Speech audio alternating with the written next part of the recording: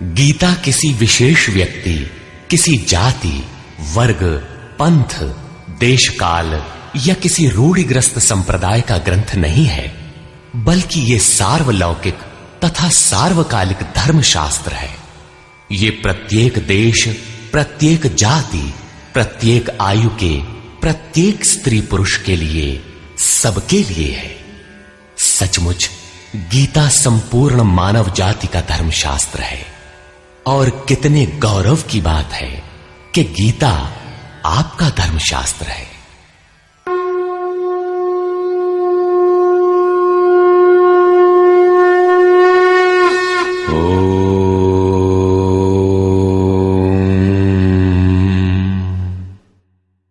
श्री परमात्मने नमः। यथार्थ गीता, श्रीमद् भगवत गीता, अथ चतुर्थोऽध्याय।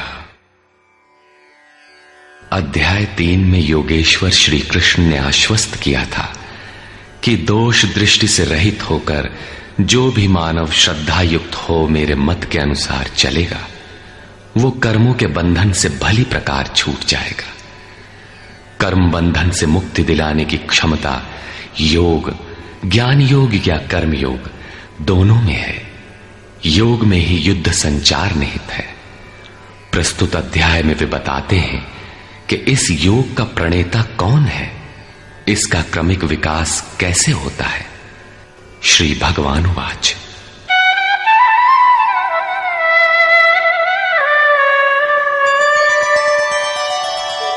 इमं विवस्वते योगं प्रोक्तवानहमव्ययम् विवस्वान्मनवे प्राह मनुरिक्ष्वाकवे ब्रवीत्।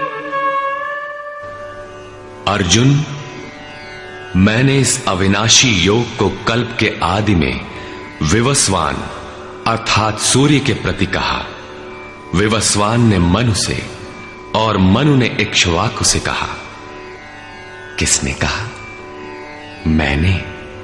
श्री कृष्ण कौन थे? एक योगी, तत्व स्थित महापुरुष ही इस अविनाशी योग को कल्प के आरंभ में अर्थात भजन के आरंभ में विवस्वान अर्थात जो विवश हैं ऐसे प्राणियों से कहता है, सुरा में संचार कर देता है। यहां सूर्य एक प्रतीक है, क्योंकि सुरा में ही वो परम प्रकाश स्वरूप है और वहीं उसके पाने का विधान है। वास्तविक प्रकाशदाता अर्थात सूर्य वहीं है। ये योग अविनाशी है। योगेश्वर श्री कृष्ण ने कहा था कि इसमें आरंभ का नाश नहीं होता। इस योग का आरंभ भर कर दें तो ये पूर्णत्व दिलाकर ही शांत होता है। शरीर का कल्प औषधियों द्वारा होता है, किंतु आत्मा का भजन से होता है। भजन का आरंभ ही आत्मकल्प का आदि है। ये साधन भजन भी किसी महापुरुष की ही देन है।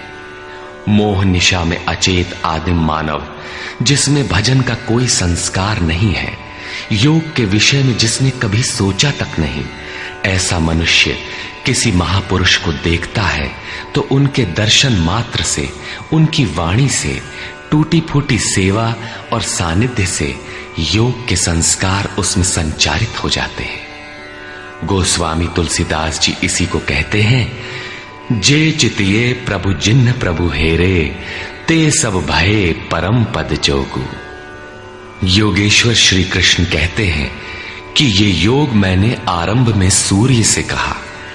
चक्षोः सूर्यो अजायत। महापुरुष के दृष्टि निक्षेप मात्र से योग के संस्कार सुरा में प्रसारित हो जाते हैं। स्वयं प्रकाश, स्ववश परमेश्वर का निवास सबके हृदय में है। सुरा अर्थात श्वास के निरोध से ही उसकी प्राप्ति का विधान है। सुरा में संस्कारों का सृजन ही सूर्य के प्रति कहना है। समय आने पर यह संस्कार मन में स्फुरित होगा। यही सूर्य का मन से कहना है। मन में स्फुरित होने पर महापुरुष के उस वाक्य के प्रति इच्छा जागृत हो जाएगी। यदि मन में कोई बात है तो उसे पाने की इच्छा अवश्य होगी। यही मनु का इक्ष्वाकु से कहना है। लालसा होगी कि वो नियत कर्म करें जो अविनाशी है, जो कर्म बंधन से मोक्ष दिलाता है। ऐसा है तो किया जाए और आराधना गति पकड़ लेती है। गति पकड़कर ये योग कहां पहुंचाता है, इस पर कहते हैं, एवं परंपरा प्राप्तम इमं राजर्षयो विदुः सकाले नेह महता योगो नष्टः परंतप। इस प्रकार किसी महापुरुष द्वारा संस्कार रहित पुरुषों की सुरा में, सुरा से मन में, मन से इच्छा में और इच्छा तीव्र होकर क्रियात्मक आचरण में ढलकर ये योग क्रमशः उत्थान करते करते राजर्षि श्रेणी तक पहुंच जाता है। उस अवस्था में जाकर विदित होता है। इस स्तर के साधक में रिद्धियों सिद्धियों का संचार होता है। वो योग इस महत्वपूर्ण काल में इसी लोक अर्थात शरीर में प्रायः नष्ट हो जाता है। इस सीमा रेखा को कैसे पार किया जाए? क्या इस विशेष स्थल पर पहुंचकर सभी नष्ट हो जाते हैं? श्री कृष्ण कहते हैं, नहीं, जो मेरा आश्रित है, मेरा प्रिय भक्त है, अनन्य सखा है, वो नष्ट नहीं होता।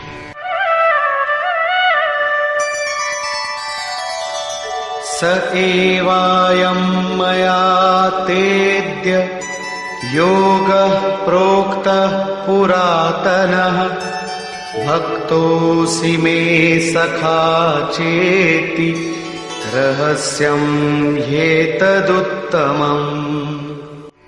वो ही ये पुरातन योग अब मैंने तेरे लिए वर्णन किया है, क्योंकि तू मेरा भक्त और सखा है और ये योग उत्तम रहस्यपूर्ण है। अर्जुन क्षत्रिय श्रेणी का साधक था, राजर्षि की अवस्था वाला था, जहां रिद्धियों सिद्धियों के थपेड़े में साधक नष्ट हो जाता है। इस काल में भी योग कल्याण की मुद्रा में ही है, किंतु प्रायः साधक यहां पहुंचकर लड़खड़ा जाते हैं। ऐसा अविनाशी किंतु रहस्यमय योग श्री कृष्ण ने अर्जुन से कहा, क्योंकि नष्ट होने की अवस्था में अर्जुन था ही।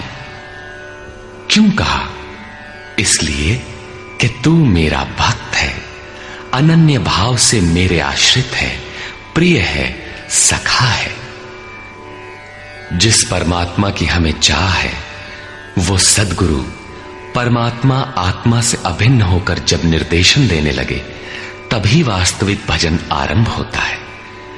यहां प्रेरक की अवस्था में परमात्मा और सद्गुरु एक दूसरे के पर्याय हैं।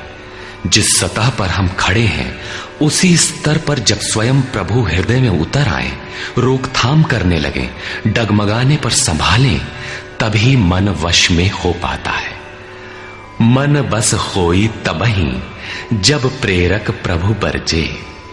जब तक इष्ट देव रथी होकर आत्मा से अभिन्न होकर प्रेरक के रूप में खड़े नहीं हो जाते, तब तक सही मात्रा में इस पथ में प्रवेश ही नहीं होता।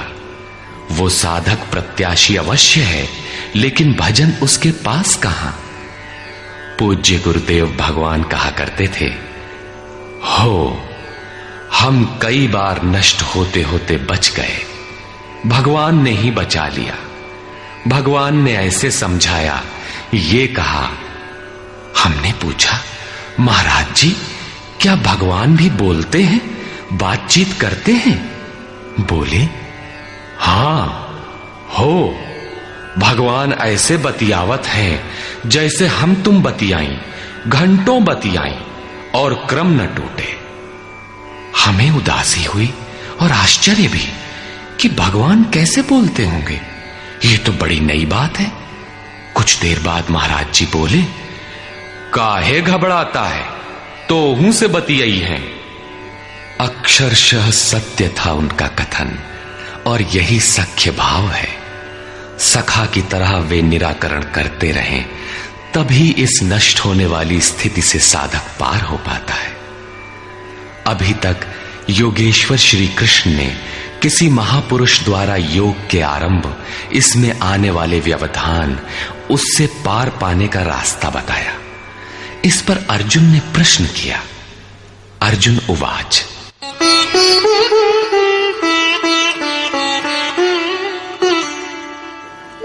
अपरं भवतो जन्म परं जन्म विवस्वतः कथमेतद्विजानीयाम् त्वमादौ प्रोक्तवानिति।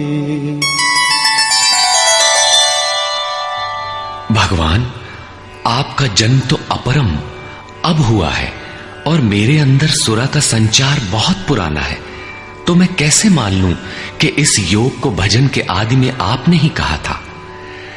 इस पर योगेश्वर श्री कृष्ण महाराज बोले। श्री भगवान वाच,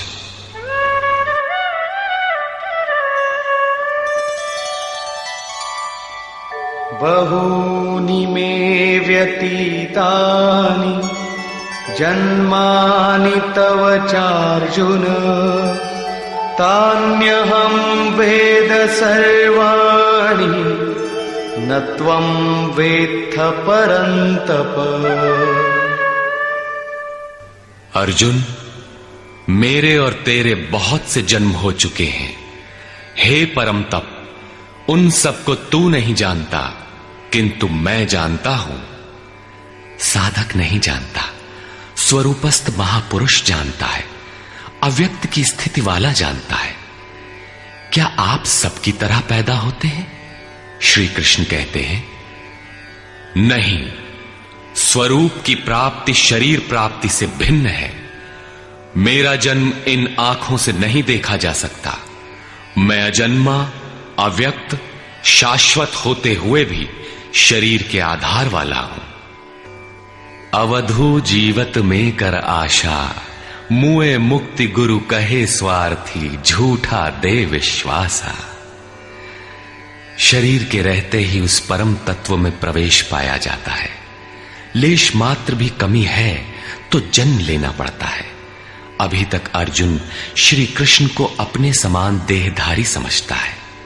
वो अंतरंग प्रश्न रखता है, क्या आपका जन्म वैसा ही है जैसा सबका है? क्या आप भी शरीरों की तरह पैदा होते हैं? श्री कृष्ण कहते हैं, अजोऽपि सन्नव्ययात्मा भूतानामीश्वरोऽपि सन् प्रकृतिं स्वामधिष्ठाय संभवाम्यात्ममायया। मैं विनाश रहित, पुनः जन्म रहित और समस्त प्राणियों के स्वर में संचारित होने पर भी अपनी प्रकृति को अधीन करके आत्म माया से प्रकट होता हूं।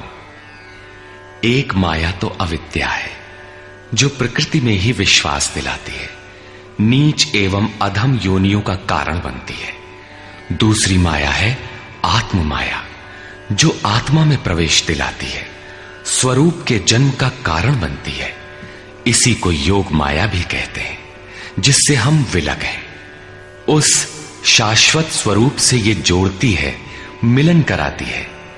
उस आत्मिक प्रक्रिया द्वारा मैं अपनी त्रिगुणमयी प्रकृति को अधीन करके ही प्रकट होता हूं। प्रायः लोग कहते हैं कि भगवान का अवतार होगा तो दर्शन कर लेंगे। श्री कृष्ण कहते हैं कि ऐसा कुछ नहीं होता कि कोई दूसरा देख सके। स्वरूप का जन्म पिंड रूप में नहीं होता।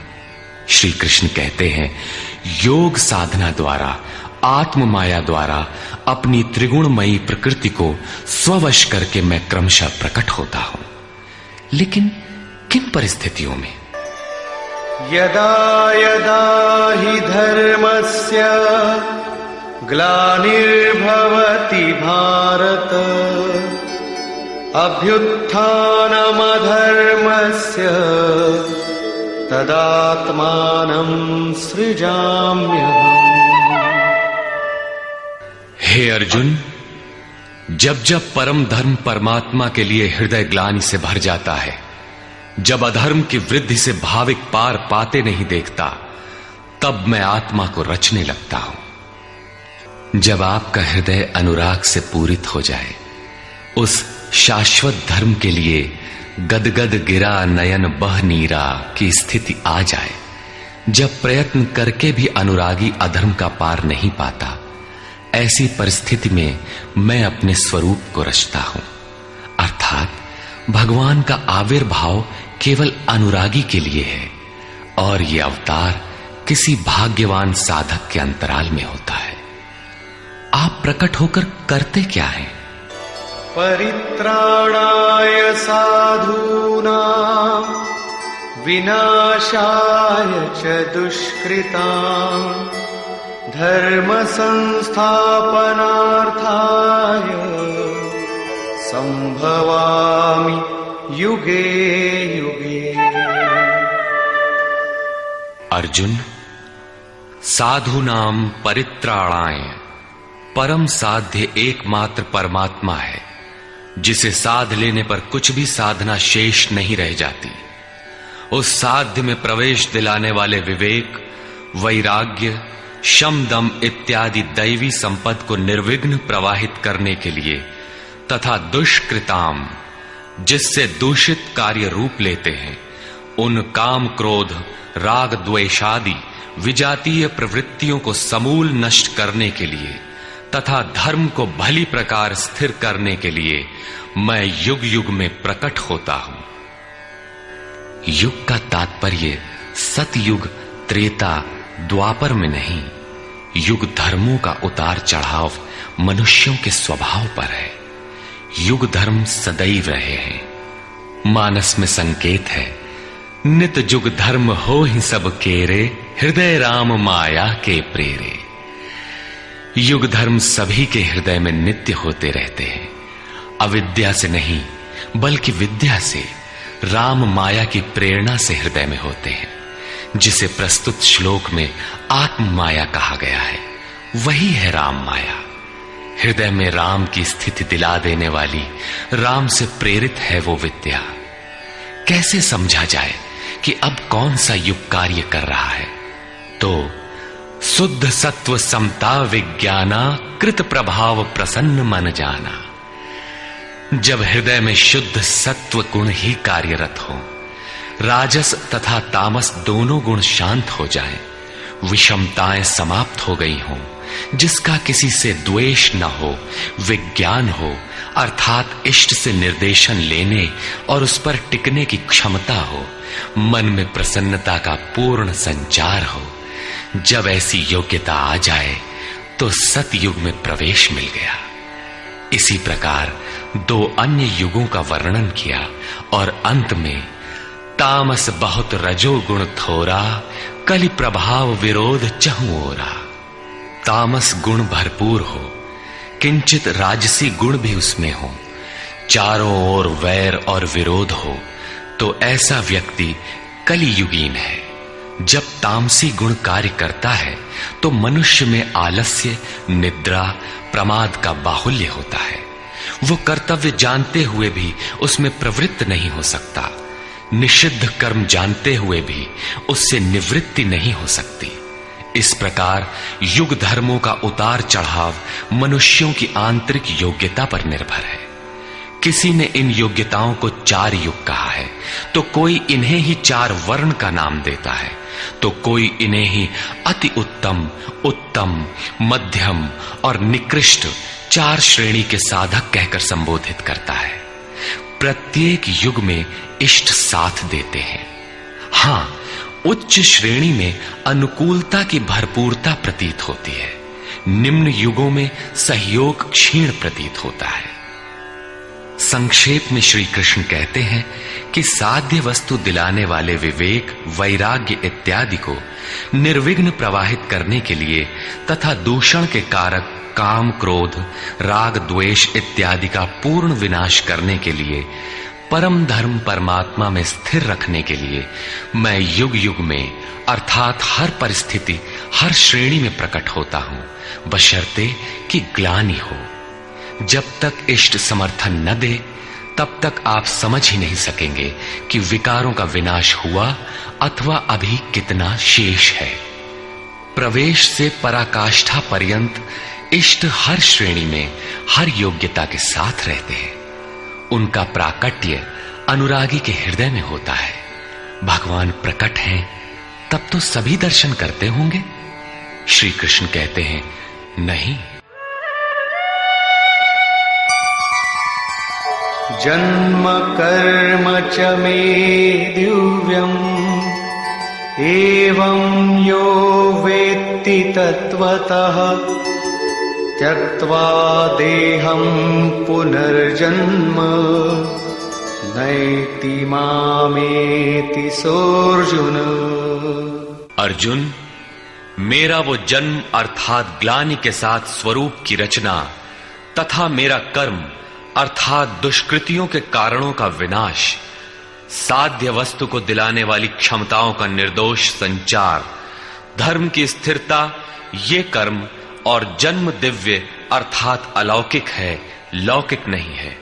इन चर्म चक्षुओं से उसे देखा नहीं जा सकता, मन बुद्धि से उसे मापा नहीं जा सकता। जब इतना गूढ़ है तो उसे देखता कौन है?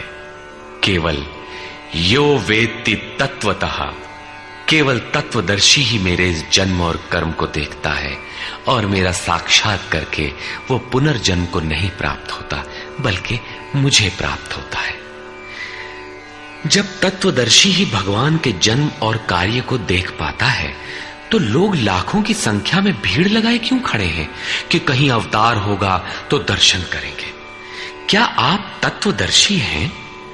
महात्मा वेश में आज भी विविध तरीके से, मुख्यतः महात्मा वेश की आड़ में बहुत से लोग प्रचार करते फिरते हैं कि वे अवतार हैं, या उनके दलाल प्रचार कर देते हैं।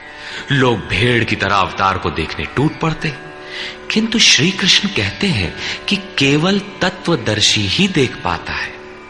अब तत्वदर्शी किसे कहते हैं?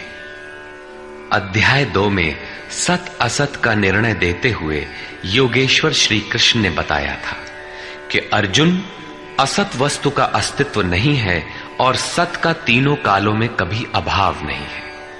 तो क्या आप ऐसा कहते हैं? बताया उन्होंने, नहीं, तत्वदर्शियों ने इसे देखा। न किसी भाषाविद ने देखा, न किसी समृद्धिशाली ने देखा। यहां पुनः बल देते हैं कि मेरा आविर्भाव तो होता है लेकिन उसे तत्वदर्शी ही देख पाता है। तत्वदर्शी एक प्रश्न है। ऐसा कुछ नहीं कि 5 तत्व हैं, 25 तत्व हैं, इनकी गणना सीख ली और हो गए तत्वदर्शी। श्री कृष्ण ने आगे बताया कि आत्मा ही परम तत्व है। आत्मा परम से संयुक्त होकर परमात्मा हो जाता है। आत्म साक्षात्कार करने वाला ही इस आविर्भाव को समझ पाता है। सिद्ध है कि अवतार किसी विरही अनुरागी के हृदय में होता है। आरंभ में उसे वो समझ नहीं पाता कि हमें कौन संकेत देता है, कौन मार्गदर्शन करता है, किंतु परम तत्व परमात्मा के दर्शन के साथ ही वो देख पाता है, समझ पाता है और फिर शरीर को त्याग कर पुनर्जन्म को प्राप्त नहीं होता। श्री कृष्ण ने कहा कि मेरा जन्म दिव्य है, इसे देखने वाला मुझे प्राप्त होता है। तो लोगों ने उनकी मूर्ति बना ली, पूजा करने लगे, आकाश में कहीं उनके निवास की कल्पना कर ली। ऐसा कुछ नहीं है। उन महापुरुषों का आशय केवल इतना था कि यदि आप निर्धारित कर्म करें तो पाएंगे कि आप भी दिव्य हैं। आप जो हो सकते हैं वो मैं हो गया हूं। मैं आपकी संभावना हूं, आपका ही भविष्य हूं। अपने भीतर आप जिस दिन ऐसी पूर्णता पा लेंगे तो आप भी वही होंगे जो श्री कृष्ण है। जो श्री कृष्ण का स्वरूप है वही आपका भी हो सकता है। अवतार कहीं बाहर नहीं होता। हां, यदि अनुराग पूरित हृदय हो तो आपके भीतर भी अवतार की अनुभूति संभव है। वे आपको प्रोत्साहित करते हैं कि बहुत से लोग इस मार्ग पर चलकर मेरे स्वरूप को प्राप्त कर चुके हैं। वीतराग भय क्रोधा मन्मया मामुपाश्रिताः बहवो ज्ञानतपसा पूता मद्भावमागता। राग और विराग दोनों से परे वीतराग तथा इसी प्रकार भय अभय, क्रोध अक्रोध दोनों से परे अनन्य भाव से अर्थात अहंकार रहित मेरे शरण हुए बहुत से लोग ज्ञान तप से पवित्र होकर मेरे स्वरूप को प्राप्त हो चुके हैं। अब ऐसा होने लगा हो ऐसी बात नहीं है। यह विधान सदैव से रहा है। बहुत से पुरुष इसी प्रकार से मेरे स्वरूप को प्राप्त हो चुके हैं। किस प्रकार? जिन जिन का हृदय अधर्म की वृद्धि देखकर परमात्मा के लिए ग्लानि से भर गया, उस स्थिति में मैं अपने स्वरूप को रचता हूं। वे मेरे स्वरूप को प्राप्त होते हैं, जिसे योगेश्वर श्री कृष्ण ने तत्व दर्शन कहा था, उसे ही अब ज्ञान कहते हैं। परम तत्व है परमात्मा, उसे प्रत्यक्ष दर्शन के साथ जानना ज्ञान है। ऐसी जानकारी वाले ज्ञानी मेरे स्वरूप को प्राप्त करते हैं। यहां यह प्रश्न पूरा हो गया। अब वे योग्यता के आधार पर भजने वालों का श्रेणी विभाजन